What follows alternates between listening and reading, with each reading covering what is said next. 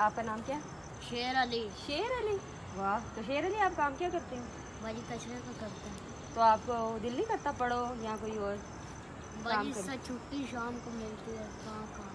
तो पढ़ते भी नहीं हो? अब्बू क्या करते हैं? अब्बू कचरे का काम करते वो भी यही काम करते हैं।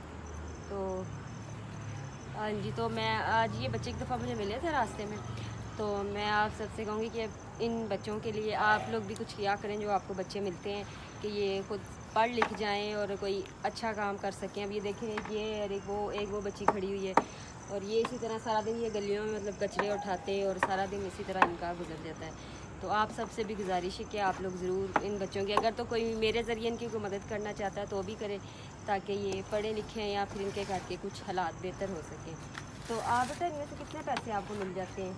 बाजी डेली का 500-600 मिलता है, जो इन बच्चों को हो जाता है घर का। 500-600 बस? तो घर जो किराए पे? हाँ जी, 5,000 रुपया महीने का। 5,000 महीने का देते हो? हाँ अच्छा। तो अभी आपने सुना ये बच्चे बता रहा है कि मतलब इन्होंने किराए पे घर लिया हुआ है, तो 5,000 वहाँ का रेंट है और 500 रुपया ये कमाते हैं, उसमें से ये खाना खाएंगे कि अपनी ज़रूरतें कैसे पूरी करेंगे। तो मैंने इसीलिए सोचा कि हमने लंगर का तो किया हुआ है, रोज़ आ जाते हैं लोग लेने के लिए।